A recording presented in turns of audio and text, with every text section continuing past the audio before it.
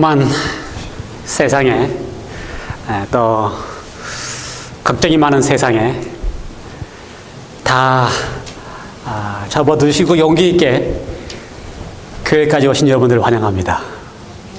하나님께서 여러분들에게 말씀으로 위로하시고 말씀으로 힘을 주시고 또 말씀으로 주님을 뵙게 하시기를 간절히 기원합니다. 몸이 불편해서 오시지 못한 성도님들도 아직 우리 교회는 실시간으로 방송이 되지는 않지만 녹화가 되고 있기 때문에 바로 제가 오늘 중으로 올리겠습니다. 잊지 마시고 시리즈가 계속해서 연결될 수 있도록 또 말씀을 통하여 하루를 한 주일을 이길 수 있도록 바로 말씀을 듣게 되시길 바랍니다. 우리는 계속해서 요한계시록 시리즈 예수의 계시라 시리즈를 하고 있습니다. 예수의 계시라. 잘 하고 있지요? 벌써 6번째 시리즈입니다. 2장에서는 파트 2, 두 번째 시리즈입니다. 지난주부터 시작해서 우리가 2장을 들어왔는데요. 2장과 3장은 7교회에 드리는 기별입니다. 아시아에 있는 7교회에 증거한 기별인데요. 그 당시 소아시아의 터키 지방에 교회가 많이 있었습니다. 7교회뿐만 아니라 더 많은 교회들이 있었어요. 성경에 나와 있는 언급된 소아시아 지방의 교회 가운데 골로새 교회도 있었어요. 또 성경에 언급되어 있지 않지만 등장하는 교회들도 있습니다. 그래서 더 많은 교회들이 있었습니다. 소아시아에. 그런데 왜 7교회만 택했을까? 왜 7교회의 기별을 보냈을까? 3가지 이유가 있다고 제가 지난주에 설명을 드렸습니다. 첫 번째는 7이라고 하는 숫자의 의미가 있었어요. 그래서 요한계시록은 7이라고 하는 숫자를 중심으로 이야기를 전개해 나갑니다. 7교회, 7인, 7나팔, 7재앙까지. 그래서 7이라고 하는 숫자가 아주 중요해요. 그리스도인들에게서 7이라는 숫자가 중요합니다. 요한계시록이 7이라는 숫자로 주제로 전개했기 때문에 중요한 게 아니고 하나님에게 있어서는 하나님의 숫자 7이 중요합니다. 그래서 창조와 더불어서 7째 날을 만드시고 또 7째 날을 기억하도록 하시고 7째 날에 안식하심으로써 하나님을 기억하도록 하시는 숫자가 7이라고 하는 숫자입니다. 그러므로 하나님을 기억하지 않도록 하는 숫자가 또 있어요. 그건 뭐예요? 사단의 숫자라고 하는 6이라고 하는 숫자입니다. 그래서 성경에 보면은 하나님을 기억하게 하는 숫자 7과 하나님을 기억하지 않게 하는 숫자 6 사이에 아주 심각한 아주 그 전쟁이 있는 모습을. 그래서 요한계시록의 사건에서의 7이라고 하는 숫자가 중요하기 때문에 소아시아에 7보다 많은 7보다 많은 교회가 있었지만 7이라고 하는 교회를 택하였고요. 두 번째는 그 7교회의 특징들이 세상에 등장하는 어떤 교회라 할지라도 그 특징을 7교회 중에 있는 한 특징에 또는 2가지 특징에 3가지 특징에 다 적용할 수 있기 때문에 오늘 우리 교회도 7교회에서 가르치고 있는 그 특징들이 다 우리 교회에 적용할 수 있기 때문에 그래서 7교회를 이야기했고요. 세 번째 마지막으로는 그 7교회의 특징들이 기독교 역사의 모든 모습을 다 보여줍니다. 기독교 역사의 모든 모습을. 그래서 각각의 시대마다 특징들을 7교회가 설명하고 있습니다. 예를 들어서 에베소 교회는요, 아주 신앙이 하나님께서 칭찬하신 교회입니다. 첫사랑을 잃어버렸긴 했지만 칭찬한 교회에서 아주 열성적으로 하나님에 대한 기별을 증거하고 하나님에 대한 기별을 수호하는, 그래서 초창기 1세기에 교회를 시작했던 제자들이 교회를 시작했던 당시의 모습을 에베소 교회의 모습에서 볼 수가 있습니다. 저는 지난주에 에베소 교회의 이야기를 들으면서 제목을 사랑이 넘치는 교회라고 하는 이야기를 드렸습니다. 사랑이 넘치는 교회라고 하는 제목으로 에베소 교회를 이야기를 했어요. 근데 에베소 교회의 특징은 사랑이 넘치지는 않았습니다. 초창기 시작할 때는 사랑이 넘쳤어요. 바울이 전도를 시작했던 초창기에는 정말 사랑이 넘쳤습니다. 그래서 3년 만에 바울이 에베소를 떠날 때에 성도들이 다 모여가지고 바울을 보내면서 눈물을 흘리면서 바울이 떠나는 것을 안타까워하는 사랑이 넘치는 교회였는데 40년의 세월을 지나면서 진짜 그들이 가르치는 복음을 수호하기 위하여 또 그걸 지키기 위하여 진짜 사랑이 식어가는 모습을 가르쳤습니다. 그래서 에베소 교회의 변하는 기별의 핵심은 처음 사랑을 가지라. 사랑이 넘치는 교회가 되기 위해서는요, 각 교인들이, 각 성도들이, 각 개인들이 그리스도의 사랑으로 넘쳐야 합니다. 그래서 각 개인들이 그리스도의 사랑으로 넘치기 위해서는 각 그리스도인들이 어떻게 해야 돼요? 그리스도의 사랑을 많이 받아야만 합니다. 받아야지만 그때부터 사랑을 줄 게 있어요. 그래서 예수님께서는 이야기하실 때에 처음 사랑을 회복하라고 호소하시는 것은 우리로 하여금 너와 나 사이에, 주님과 우리 사이에 처음 나누었던 사랑의 그 기쁨, 주님과 나 사이에 연애하던 그 감정으로 다시 사랑을 회복하도록, 그것만이 우리로 하여금 사랑이 넘쳐서 나누어줄 수 있는 사랑을 하게 되고, 그것만이 우리로 하여금 사랑이 넘치는 교회가 될 수 있기 때문에, 그래서 사랑이 넘치는 교회가 될 수 있는 비결은 무엇이라고요? 우리로 하여금 주님과 처음 가졌던 연애 감정으로 주님과의 더불어서 사랑을 다시 회복하도록 호소하시는 것입니다. 주님과 함께 연애했던 경험 있습니까? 기억나요? 나는 주님과 함께 이런 감정으로 연애했던 경험이 있다. 여러분, 주님과 함께 연애했던 경험의 신앙을, 그 사랑을 다시 회복하기를 에베소 교회를 기별을 통하여 주님께서 우리에게 호소하고 계십니다. 오늘은 7교회 가운데 두 번째 교회입니다. 어떤 교회입니까? 서머나 교회.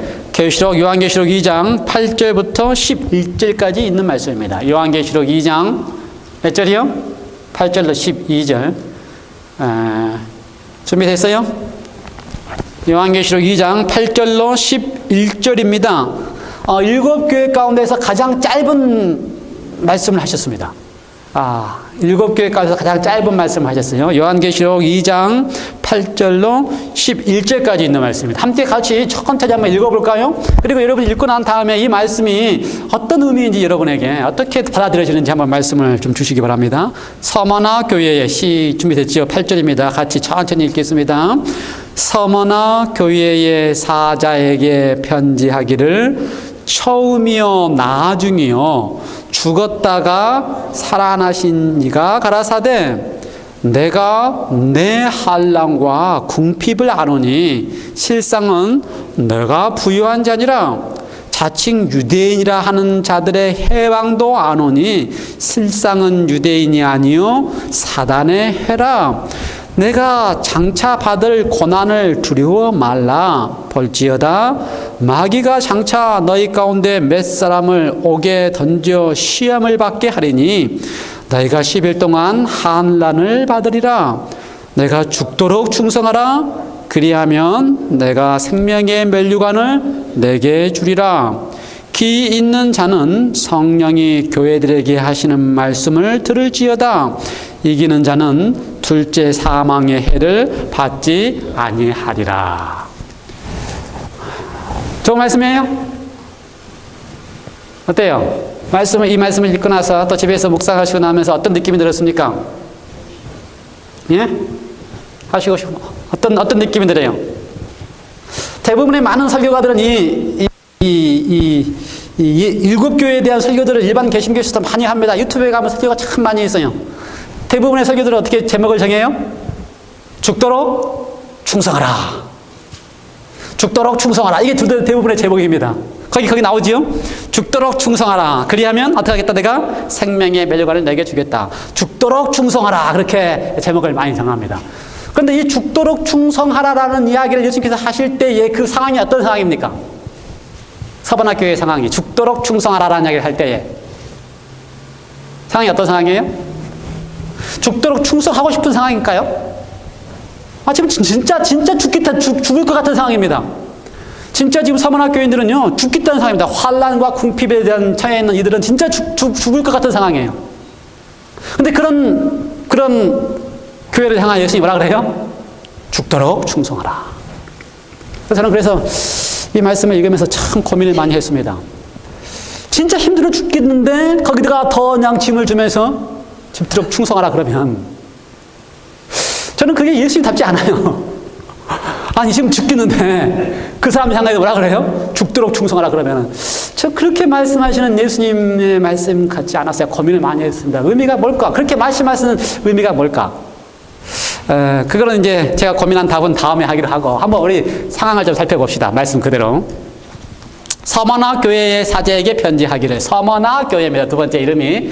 지난주에는 제가 에베소 교회에 대한 고고학적인 장면들을 많이 보여줬는데 서머나 교회는 별게 없어요. 제가 서머나 교회는 다 이렇게 유튜브에 짜봤는데 서머나 교회는 별로 보여줄 게 없습니다.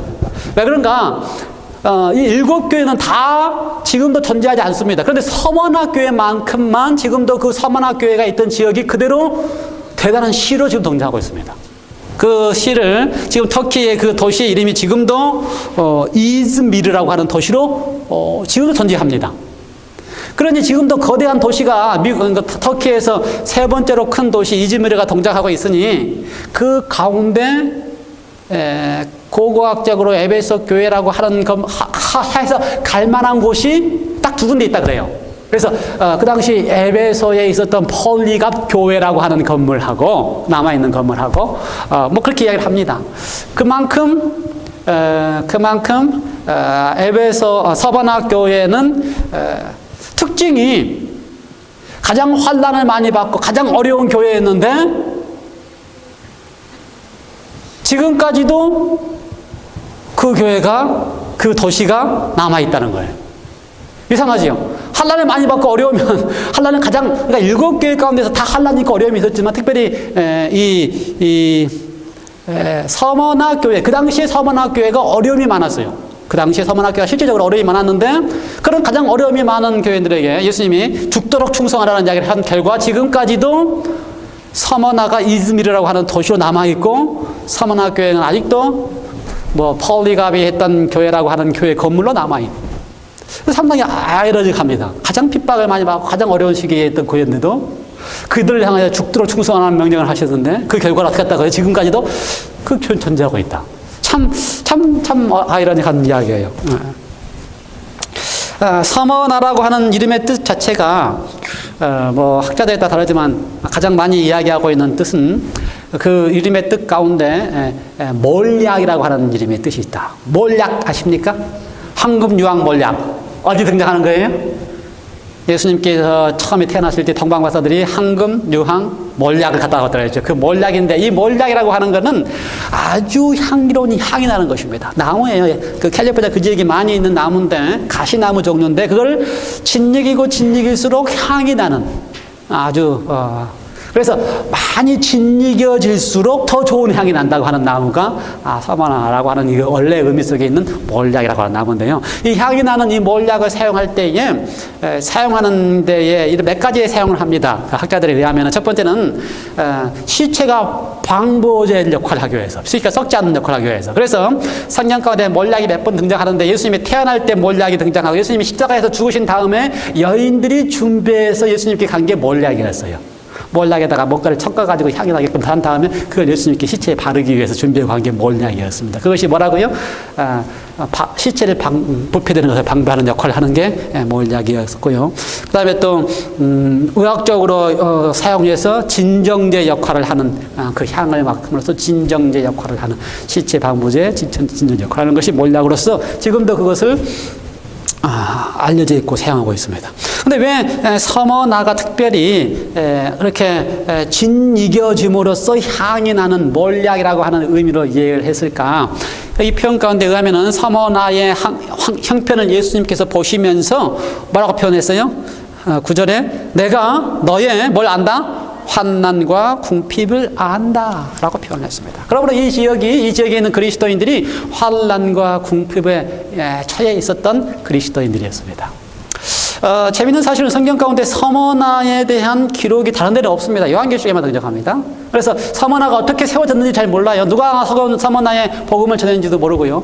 잘 모릅니다. 그런데 요한계시록에 등장하고 그 다음에 이제 그 역사서 속에서 그 다음에 기록에 남아있는 초창기 기록에 남아있는 성경 이해의 기록에 남아있는 기록 가운데 가면은 서머나의 위대한 교회 감독이 폴리갑이었다라고 하는 위대한 폴리갑이었다 하는 기록이 역사석에 등장하므로 폴리갑이 서머나 교회를 맡았구나 그리고 순교했구나 그렇게 이제 이해를 합니다. 그런데 서머나라고 하는 지역이 그 당시에 아주 어려움이 많은 지역이었는데요. 특별히 두 가지 측면에서 어려움이 있었습니다. 환난과 궁핍이라고 하는 측면에서요.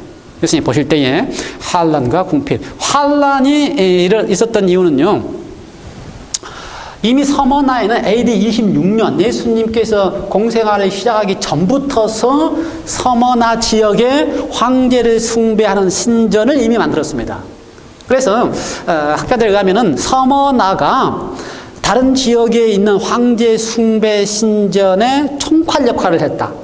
그렇게 표현합니다. 그러므로 다른 지역에 비해서 서머나가 더 황제 숭배에 대하여 강력하게 요청을 했다. 그러므로 그곳에 있는 그리스도인들이 황제를 숭배하지 않는 것으로 인하여 핍박을 많이 당했다. 네, 지역적으로 서머나가 황제를 숭배하는 신전이 가장 먼저 있었고, 다른 지역보다 황제를 숭배하도록 하는 얘기가 있어서. 그 다음에 궁핍에 대한 이야기는요, 궁핍에 대한 이야기는 서머나 지역의 역사 기록 나무 가운데서 황제를 숭배할 때에 기록적에 남는 이야기 가운데 황제를 숭배할 때에 1년에 한 번씩 로마의 황제에게 숭배를 하면 황제를 숭배를 했다고 하는 증명서를 발급을 했습니다.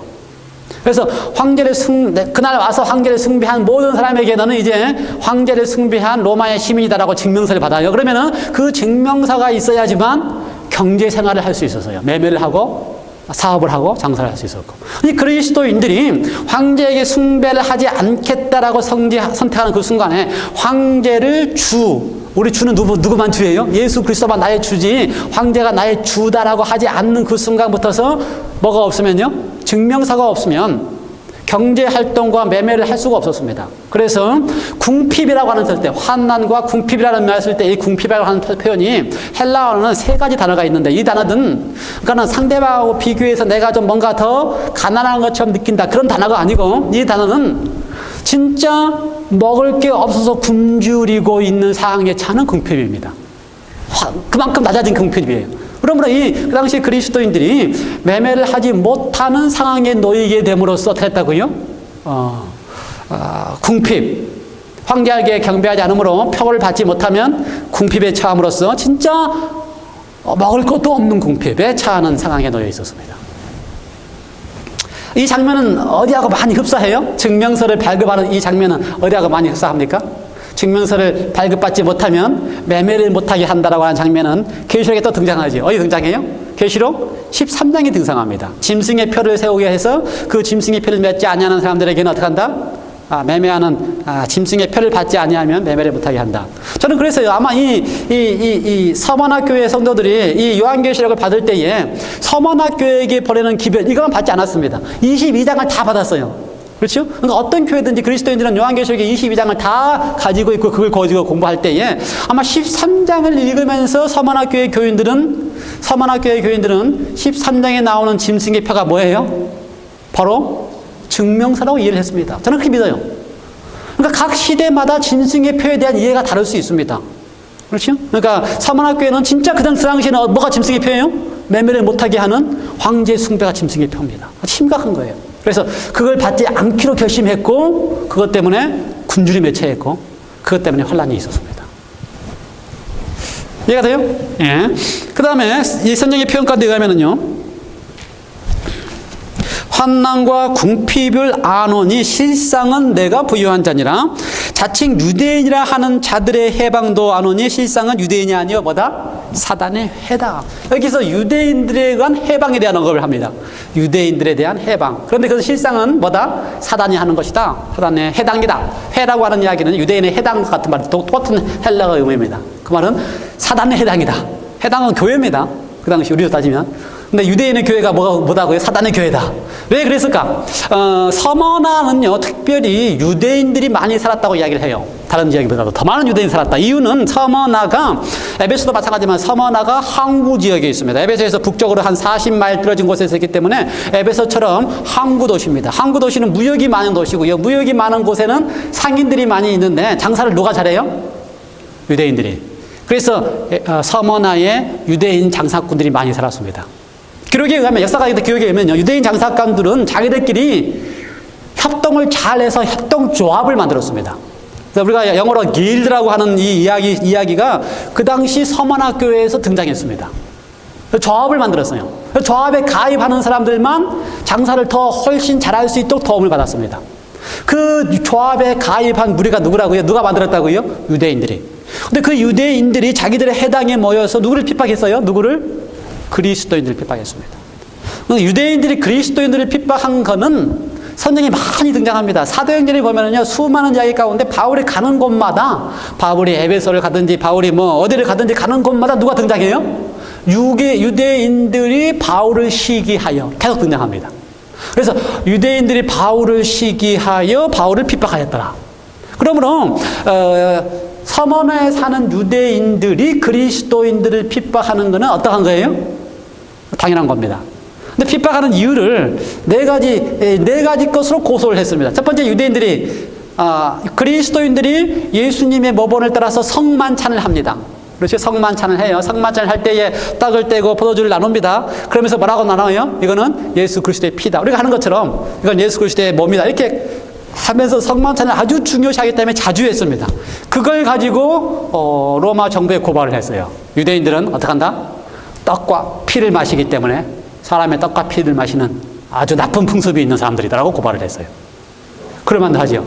두 번째, 유대인들은요, 잠깐만. 그리스도인들은요, 뭘 합니까 또? 그리스도인들에게서 중요한 거는 서로 사랑하라라고 하는 가르침을 가지는 겁니다. 그래서 요한이 그걸 계속 강조하고 가르쳤잖아. 예수님도 강조하고. 그래서 서로 사랑하라. 그래서 이 서로 사랑하라라고 하는 가르침을 가르치는 것 때문에 그리스도인들이 성이 문란하다고 또 고발을 했어요. 아무나 서로 사랑한다. 세 번째는 그리스도인들끼리 서로 뭐라고 불러요? 형제예요. 그렇죠? 요한도 형제고, 형제라고 불러요. 그러므로 그리스도인들은 가정을 파괴한다. 그렇게 고발했고요. 마지막 한 개는 뭔지 제가 또 잊어버렸네, 갑자기. 마지막 하나는 그리스도인들이 황제를 숭배하지 않기 때문에 로마의 나라에 충성하지 않는 사람이다. 그래서 이것을 퍼뜨리니까요, 그리스도인들은 주위 사람들에게 있어서 혼란을 당했습니다. 근데 그 일을 누가 했다고요? 유대인들이. 거기는 유대인들이. 그래서 예수님은 그들이 유대인이라고 하지만, 하나님을 믿는다고 하지만 실상은 뭐다? 사단의 해당이다. 사단의 교회다. 지금도 존재합니다. 지금도. 그렇죠. 지금도 교회의 이름으로 하나님을 해방하는 사람들이 많이 있습니다. 그래서 그거에 대하여 예수님께서 아주 현실적으로 가슴 아파했어요. 그 다음에 10절에 내가 장차 받을 고난을 두려워 말라. 지금 이 상황은요, 이미 고난을 받고 있습니다. 그렇죠. 기록에 의하면은요, 지금 이 요한이 이 서머나교회 편지 보낼 때가 한 90년, 94년, 95년 사이고, 그 당시에 서머나교회의 감독으로 있던 사람이 폴리갑입니다. 그런데 서머나교회 폴리갑이 이 기별을 받은 다음에 얼마 후에 역사가 될까 하면 한 정확한 기록이 나온 제가 지금 기억을 못하겠어요. 뭐 심지어 날짜까지도 나오는데 얼마 후에 150년 경에 폴리갑이 잡혀서 죽습니다. 그러니까 폴리갑이 이걸 들을 때 지금도 자기가 치료하고 있는 교인들이 얼마나 어렵게 살아요. 매매를 못하니까 먹는 것도 어렵고 굶어 죽을 형체에 놓여 있는 그리스도인 생활을 하고 있는데, 지금 온 기별에 의하면은 장차 어떡한다? 장차 더 큰 핍박이 올 텐데 라는 이야기를 할 때에 폴리갑도 힘들었을 거예요. 그리스도인들이 그 이야기를 다 듣고 힘들었을 것입니다. 그런데 뭐라 그래요? 장차 10절에 내가 장차 받을 고난을 뭐 하지 마라? 두려워 말라. 고난이 안 온다는 것이 아닙니다. 10일 동안은 고난이 더 크게 온다는 것입니다. 근데 명령은, 말씀은 뭐예요? 두려워하지 말라. 두려워하는 것을 멈춰라. 저는 고민이에요. 그때부터 이제. 두려워하지 말라. 볼지어다 마귀가 장차 너희 가운데 몇 사람을 어게 던져 시험을 받게 하리라. 내가 10일 동안 환난을 받으리라. 내가 죽도록 증상하라. 그리하면 생명의 면류관을 주시라. 실제로 폴리갑이 옥에 갇혔습니다. 그러니까 폴리갑에 대한 이야기는 역사적인 기록에 너무나 많이 남아있어요. 이 종교 지도자 이 폴리갑이 나이가 86살이나 먹어가지고 어떻게 해볼 방법이 없고 아주 나이가 들어서 이제 교회를 치료하고 있는데, 로마의 군인들이 와서 어떤 뭐 역사가에 재밌는 기록이 하면 어떤 꼬마 아이가 그걸 고발했다 그래요. 알려줬다 그래요. 폴리갑이 여기 있다고. 그래서 폴리갑을 잡으러 군인들이 오는데, 잡으러 온 군인들의 폴리갑이 그들을 위해서 밥을 다 챙겨주고 밥을 다 차려주고 그 다음에 잡혀가서 이제 죽기 직전에 잡혀 있는데, 로마의 거기에 서버나를 치료하고 있는 로마의 그 총독의 집정관이 폴리갑하고 친구였답니다. 그래서 폴리갑을 죽이는 것이 너무 아까워서 마지막 호소를 했어요. 폴리갑아, 제발 그냥 눈 감고 딱 한 번만 내가 예수 그리스도를 주라고 하지 않고 로마의 황제를 주라고 부르기만 하면 내가 널 살려줄 수 있으니까 제발 한 번만 그렇게 해다오 라고 호소를 했답니다. 그때 폴리갑의 이야기가, 그 사람 향해 그 시인들이 한 이야기가, 내가 지난 86년 동안 신앙을 하면서 나의 주님은 나를 한 번도 나를 실망시키거나 배반한 적이 없는데 내가 지금 이 순간에 주님을 배반하는 것이 말이 되겠느냐라고 대답을 했대요. 그러자 할 수 없어서 물었습니다. 내가 너를 어떻게 하면 좋겠느냐? 십자가에 채용할 것이냐? 아니면 불에 태워 죽일 것이냐? 폴리갑이 불에 태워 죽이는 것을 선택했다고 얘기했다고요. 폴리갑이 나는 불에 타서 죽는 것을 선택하겠다. 왜냐하면 나는 십자가에서 빨리 죽는 것보다 불에 타서 오랫동안 고통당하고 죽는 것을 내가 하나님 앞에서, 그래서 그것도 자기가 선택했다 그래요. 그래서 불에 태워 죽이려고 할 때 기록에 나오면은 폴리갑을 죽이기 위하여 죽이는 날이 안식일이었는데 그 안식일에 유대인들이 폴리갑을 태워 죽이기 위하여 나무를 구해왔다. 그 역사의 기록도 이렇게 남아 있습니다. 그러니 얼마나 유대인들이 그리스도를 미워했으면 안식일만큼은 중요시하는 유대인들이 그 안식일에 폴리갑을 죽이기 위해서 나무를 다 갖다 놓고 폴리갑이 나무 위에 얹어서 불을 태우려고 할 때에 폴리갑을 묶어야 되느냐 안 묶어야 되느냐에 대해서 논쟁을 했어요. 폴리갑이 그런데 주님께서 나를 여기에서 견딜 수 있는 힘을 주시기 때문에 나를 묶을 필요가 없다라고 하면서 불에 태워서 순교를 했다라고 하는 이야기가 역사의 기록에 남아 있습니다. 거기 기록되면 이해하면 그거예요. 그래서 11 여기 보니까 어떻게 됐어요? 10절에 내가 장차 받을 고난을 두려워하지 말라. 볼지어다 마귀가 장차 너희를 가운데 몇 사람을 옥에 던져 시험을 받게 하리라. 실제로 폴리갑에 대한 얘기고요. 그 다음에 시간이 더 지나면 10일 동안 환난을 받을 것이다. 더 고통을 받게 될 것이다 이야기를 합니다. 그런데도 뭐라고 표현해요? 죽도록 충성하라. 그리하면 생명의 면류관을 내게 주리라. 죽도록 충성하라. 죽겠는데 죽도록 충성하라. 할 수 있어요? 그럼 할 수 있을 것 같아요? 못해요. 왜 못해요? 하셔야지. 폴리갑처럼 하셔야지. 한번 우리 고민을 좀 해봅시다. 서도부닥가 돼서 고민을 좀 해봅시다. 그래서 어디 우리 저하고 집사람하고 저도 이거 참 이걸 들으면서 진짜 나한테 아직 우리는 그렇게 죽을 것 같다는 환경은 아니지만 그렇죠. 그래도 할지라도 지금 21세기에도 그런 상황에 놓여 있는 그리스도인들이 있습니다. 때에 따라서 지역에 따라서 그렇게 상황에 놓여 있는 그리스도인들이 있어요. 그런데 그런 그리스도인을 향하여 예수님께서 너 죽도록 충성하라라고 죽게 내가 하시면 그게 예수님 다우신가?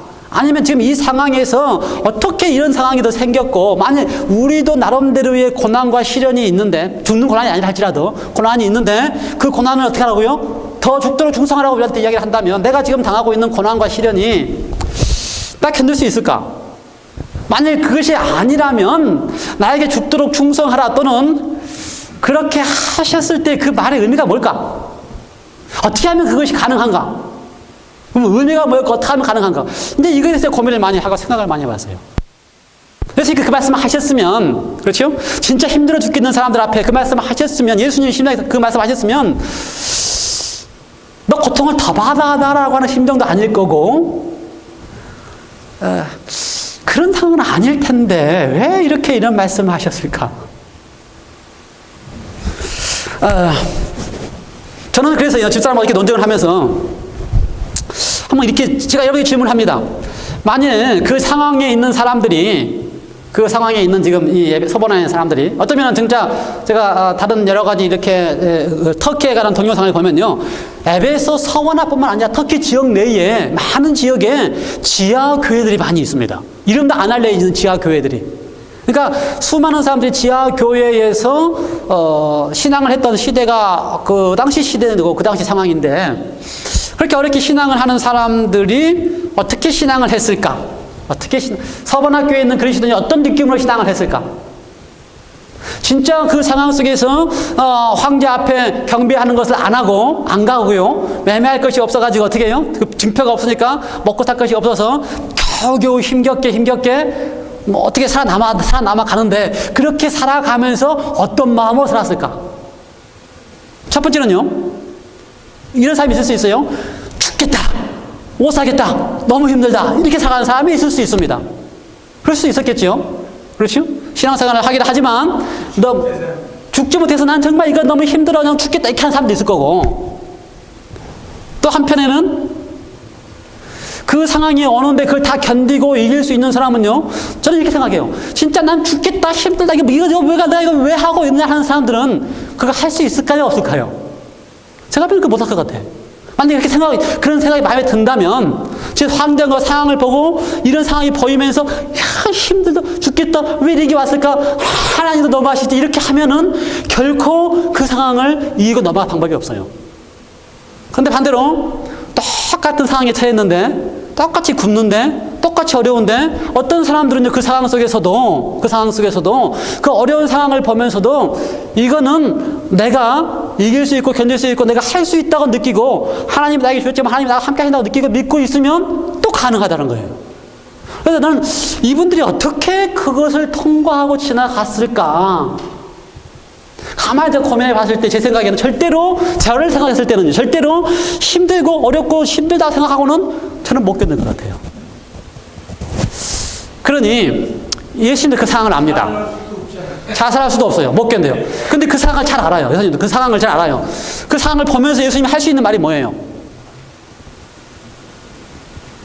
예수님이 할 수 있는 말이 뭐라고요? 차라리 예수님이 지금 처음은 다 이렇게 하겠어요. 내가 너의 형편과 내 곤란을 알아. 인정을 해주고 시작했습니다. 어려워. 너 힘들고 나 다 알아. 그런데 걱정하지 마. 그런데 너 뭐가 있어? 너 소위 보니까 그래도 너가 부유함이 있어. 마음의 부유함이 있다는 건 뭐예요? 그들이 지금 환경 속에서 내가 절망하고 왜 이럴까 원망하지 않고 마음의 부유함이 있다고 하는 것은 그런 똑같은 형편을 있지만 마음은 부유해 있었어요. 그 사람들의 마음속에. 그러니 예수님이 뭐라 그래요? 힘들지? 궁핍 내가 다 알아. 그럼 너의 본질의 마음은 부유해. 그러면서 예수님이 할 수 있는 말이 뭐겠어요? 그 상황 속에서 할 수 있는 말이 뭐겠어요? 그래 힘들지만 조금만 더 참아. 그러니까 여기서 예수님이 뭐라고 했다고요? 8절에 10절에 내가 받을 고난을 두려워 말라 라고 할 때 이 두려워 말라가 하는 이야기가 예수님 입장에서 할 수 있는 가장 강력한 힘이 있는 말입니다. 이 이야기는요 그냥 두려워하지 말라가 아니고 실제로 두려워하고 있는 사람들도 있었을 겁니다. 그때 예수님이 할 수 있는 이야기가 두려워하는 것을 멈춰. 그것만이다가 이 상황을 넘길 수 있는 비결이야. 그래서 예수님이 두려워하지 말라는 이야기는요. 그 헬라 언어 속에 보면은 강력한 표현입니다. 두려워하는 것 지금 멈춰. 그것만이다가 그러니까 예수님이요. 그 상황에서 하실 수 있는 그래서 또 이렇게 고민을 했어요. 차라리 두려워하는 것을 멈추라는 말 하지 말고 그 상황을 당신의 능력으로 다 해결해 버리지. 그럼 될 거 아닙니까? 혼란이 다 없게 해버리고 궁핍이 없게 그냥 당신의 능력으로 다 해버리시지. 그런 능력도 있잖아요. 하나님은. 그러니 지금 이렇게 어렵고 살고 있는 사람들에게 두려움을 멈춰라라고 하지 말고 어떻게 하면 돼요? 힘을 발휘해가지고 로마 사람들 다 없애버리고 다 그냥 신앙을 잘하게 해줘버리면 되는데 왜 그렇게 안 하세요? 왜 그렇게 안 하시고 그 상황 속에서 두려워하는 것을 멈춰라라고만 하시고 계시는가? 너무 살기 쉽게 해놓는 사람은 좋은 답입니다. 그럴 수도 있어요. 그걸 다 아시기 때문에 그걸 아시기 때문에 실제로 그리고 나서 그 다음에 보면 실제로 태만해가지고 다 신앙을 포기한 경우도 있었기 때문에 그 말도 맞어요. 근데요 엄밀히 제가 더 깊이 보니까 하나님의 품성상 그 두 가지를 다 못하셔요. 하나님의 품성상 첫 번째는요 하나님의 품성상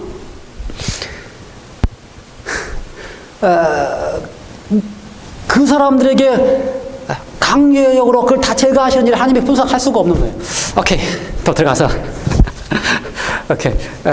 이제 이렇게 고민을 했습니다. 그래서 그 고민이 오늘 우리도 마찬가지잖아요. 그 사람들과 다르지만 우리 나름대로 다 시련이 있고 어려움이 있고 고난이 있습니다. 아까 우리 이 선생님 계속 우리 유현 선생님 걱정하시잖아. 안타까우셔서 마음이. 왜냐하면 육신의 고통이 있고 시련이 있기 때문에.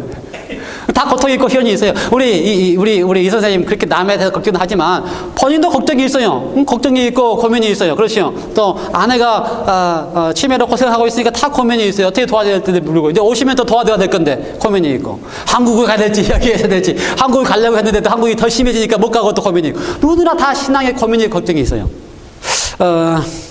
저는 그래서 이 서머나 교회의 배경을 쭉 보니까 왜 우리들에게 시련과 시험과 고통이 있는가? 고난이 있고 걱정이 고민이 있는가? 두 가지 이유입니다. 첫 번째는요. 여기 배경을 쭉 보면요. 그 다 배후에 누가 있어요? 사단의 해당이다. 사단이 있는 것입니다. 너희가 10일 동안 고난을 더 당할 텐데 그것을 누가 너희를 시험하게 하려고 하는데 누가 한다 그랬어요? 마귀가 하는 것이다. 그럼 여러분이 신앙을 잘하든지 신앙을 안 하는 사람이든지 마귀가 존재하는 한 사단이 존재하는 한 뭐가 있어요? 시련이 있고 고난이 있고 고통이 있습니다. 그게 성경이 가르치는 거예요. 그 다음에 두 번째는요. 마귀가 우리를 가만히 놔두지 않기 때문에 시련이 있지만 그것을 통해서 마귀가 우리로 하여금 우리의 선택이 잘못되게 함으로써 시련을 줍니다. 그러니까 내 선택으로 시련이 오는 거예요. 우리가 시련과 고난이 오는 거는요. 마귀가 나를 잘못 선택하게 하고 내 선택의 결과로 자기가 고통을 주는 것입니다. 시련을 주는 거예요. 그렇다면 어떤 사람이 이렇게 생각해요? 그러면 하나님도 우리에게 시련을 주는가? 하나님도 우리에게 시련을 주는가? 많은 그리스도인들은 하나님 우리에게 시련을 준다 생각해요. 그래야지 어떻게 하기 때문에? 잘하기 때문에. 근데 하나님이 자식에게 고통 주고 시련 주게 하시겠어요? 우리가 믿는 바 하나님은, 우리가 품성의 하나님은 최소한 우리 자녀들에게 고통을 주면서 성장하게 하지는 않습니다. 그런데 우리에게 왜 시련과 고난이 있어요? 사단이 존재하고 내가 잘못 선택하는 것을 하나님이 가슴 아프게 허락하시기 때문에. 그것도 허락하지 않으면요, 그거마저도 없습니다. 그렇죠? 그거마저도 없어요. 왜냐하면 하나님이 더 능력이 있기 때문에 하나님의 능력으로 사단이 우리가 일하는 것을 허락하지 않아버리면 돼요. 그러면 그런 일도 안 생기죠. 그런데 하나님이 허락하시면 그런 일이 있을 수 있어요. 사단이 존재하는 허락. 그러니까요, 저도 고민하면서 그들에게, 예배소 교인들에게 너 그거 두려워하는 것을 멈춰라 하지 말고 해버리면 되지. 없애버리면 되지. 능력 없애면 되지. 그런데 하나님 그걸 두시는 이유는, 허락하시는 이유는 하나님의 가슴 아픔과 하나님의 고통이 분명히 있습니다. 그들을 향해 이렇게 기회를 주실 때 그들의 고통을 보시면서 그거 참아라, 멈춰라 하실 때 예수님이 하시는 말씀이요, 당신이 먼저 고통 속에서 그 말씀을 하십니다. 그들의 고통을 알기 때문에. 그럼에도 불구하고 그걸 허락을 하실 수밖에 없는 이유는요, 분명히 있습니다. 그 이유가 뭔가? 하나님은요, 예수님은요, 뭘 원하신다고요? 허락하실 때, 사단이 존재하고 있고 우리가 선택을 주신 다음에 그걸 허락하실 때 예수님은 그 상황이라 할지라도 허락되어진 상황을 통하여 어떻게 하든지 그걸 어떻게 하기 원하시는 거예요? 하나님이 원하시는 큰 뜻에서 우리를 변화시키고 바꾸시고 성장하기 위해서 허락하시는 거예요. 내가 되게 무슨 말인지? 그러니까요, 성경기 편에 가면 분명합니다. 하나님께서 우리에게, 제가 읽어볼까요? 고린도전서 10장 13절에 보면은요, 사람이 감당할 시험 밖에는 너희가 당할 것이 없나니 오직 하나님은 믿음을 하시기 때문에 너희가 감당하지 못한 시험 당함을 허락하지 아니하시고 시험 당할 징함에 또한 피할 길을 내사 너희로 능히 어떻게 한다? 감당하게 하시느니라. 이게 약속이에요. 그러니까 지금 우리가 당하고 있는 시험이든지 서머나 교회가 당하고 있는 시험이든지 일단 이거는 하나님이 허락하신 겁니다. 왜요? 감당할 만하기 때문에. 감당하게 할 만하기 때문에. 그 다음에 하나님이 감당할 만한 시험을 허락하신 다음에 뭐 더 주십니까? 피할 길도 미리 좀 더 주십니다. 견딜 수 있는 힘도 주시는 것입니다. 피할 길도 주시는 거예요. 그리고 나서 그렇게 다 하신 이유는 그걸 통하여 그들이 시련을 지나고 환난을 통하고 잘 견디고 이기면 뭘 하기 때문에, 그들로 하여금 그리스도 안에서 더 성장하고 성숙된 신앙을 하기 때문에. 그렇죠? 시련과 어려움이 있어야 돼. 그러니까 우리의 삶은 석가모니도 이야기하기를 인생은 고해와 같다 그랬어요. 고난의 바다입니다. 석가모니도 이렇게 이야기를 했어요. 그러므로 우리가 사는 것은 다 고난의 바다예요. 근데 그걸 하나님이 허락하시는 이유는 어떻게 하시기 위해서? 그것을 통해서 우리를 어떻게 하기 위해서 한다고요? 우리로 하여금 그걸 위해서 하나님이 원하시는 모습으로 변화되고 성장하고 자라도록 하는 것으로 하기 위해서 감당할 만한 시험을 허락하고 계시고, 허락한 시험을 또 피할 수 있는 길을 제시하고 계신다. 그러므로 서번학교회가 당하는 것을 허락하실 때 그분은 어떻게 하신다고요? 그들을 감당할 만한 시험을 허락하셨고 그걸 피할 길을 주시고 이길 수 있는 길을 주신다고요. 결론을 맺겠습니다. 여러분, 우리 모두가 다 어렵습니다. 어려울 때가 다 어려워요. 다 어려울 때가 있어요. 그 어려움이 왜요? 사단이 존재하는 한 우리가 신앙생활을 하면서 어려움을 줍니다. 그리고 주님은 그것을 허락하십니다. 왜요? 그걸 통해서 뭘 하시기 위해서? 더 성장한 그리스도인으로 나오게 하기 위하여 허락하십니다. 그렇다면 그 허락하시는 주님께서 허락하신다라는 것을 내가 믿음의 눈으로 바라버리기만 하면요, 고난이 올 때, 어려움이 올 때마다 어떻게 느껴요? 이건 하나님 나에게 섭리하신 거야. 하나님이 나에게 허락하신 거야. 그러면 고난이 안 보고 뭐가 보입니까? 하나님이 섭리하신 이유가 뭔지를 보기 시작합니다. 그러면 그때부터는 뭐가 보여요? 고난이 안 보이고 이곳에서 하나님이 목적하신 것이 무엇인지를 알고자 하는 마음이 생기면 그 목적하신 것을 이룰 수가 있습니다. 하나님은 우리에게 가슴 아파하시면서도 사단이 주는 시험을 허락하시는 이유는 하나밖에 없다고요. 왜요? 성숙한 그리스도인이 되게 하기 위해서. 성숙한 그리스도인이 될 수 있는 비결은 나에게 오는 모든 고난이 고난으로 보이지 아니하고 하나님이 허락하신 것으로 보인다면 어떻게 한다고요? 하나님이 허락하신 그 목적을 내가 바라보기만 한다면 내 속에 오는 어떠한 고난이나 할지라도 두려워할 필요가 없다는 사실을 여러분 기억하시기 바랍니다. 이 이야기를 우리 지난번에 오셨던 우리 박정환 박사님은 타이틀을 뭐라고 정했어요? 넘어보고 기뻐하라. 넘어보고 기뻐하라. 그리스도인은요, 넘어보고 기뻐하는 사람이 그리스도인입니다. 예, 고난이 있습니다. 그리스도인도. 누구 때문에요? 사단 때문에, 내 선택 때문에 고난이 있습니다. 그런데 그리스도께서는 우리로 하여금 그 고난을 당할 때에 어떻게 하신다고요? 그 고난을 허락하신 이유가 그 너머에서, 고난 너머에 우리에게 주시고자 하시는 뭐라고요? 하나님이 그 고난을 견디게 하시는 힘을 주시고 우리와 함께 하신 다음에 그 고난을 견딘 다음에 우리에게 성숙한 그리스도인으로 자라게 하시는 것이 하나님의 섭리이기 때문에 고난 넘어 뭐라고요? 하나님이 성숙해 하시는 것을 보시기 바랍니다. 내가 선택하고 내가 자초해서 오는 어려움이든지 사단이 존재함으로 사단으로 말미암아 내가 당하는 어려움이라 할지라도 그 고난을 보면 고난밖에 안 보입니다. 근데 고난을 보지 마시고 그 고난을 허락하신 하나님의 섭리를 보면 뭐가 보인다고요? 고난 너머에 하나님께서 우리를 성숙하게 하시려고 하시는 하나님의 목적이 보이기 시작할 때는, 그렇죠? 아하, 내가 지금 힘들지만 이거는 뭐 때문에 그러신 것이다? 지금 내가 잠시 힘든 거는 하나님이 나를 더 성숙한 그리스도 나를 삼기 위하여 지금 이걸 허락하셨다고 보기 시작하면 그 고난이 아니요 하나님께서 허락하신 성숙의 과정으로 보이게 되리라 믿습니다.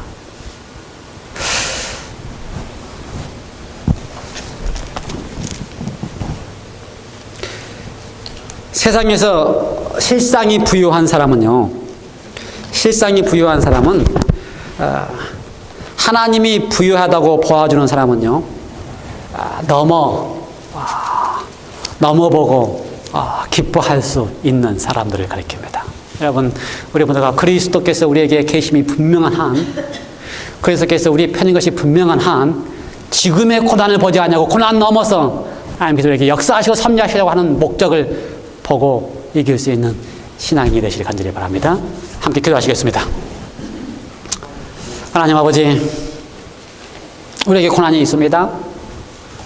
나의 선택 때문이기도 하고 사단이 있는 한 고난이 있습니다. 하나님이 허락하십니다. 그래서 내가 힘들 때에 주님 고난을 보지 아니하게 하시고 그 고난 속에서 우리가 더 너머에 하나님께서 우리에게 섭리하시고 자라게 하시고 변하게 하시려고 하는 목적이 있어서 허락하신 것을 믿게 하여 주셔서 하나님 안에서 너머를 보며 이길 수 있게 하여 주시옵소서. 그래서 고난이 아니요 하나님의 축복이 되는 경험이 되도록 우리 모든 성도들에게 주님께서 함께하여 주시옵소서.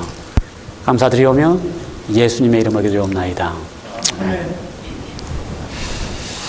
예, 우리 함께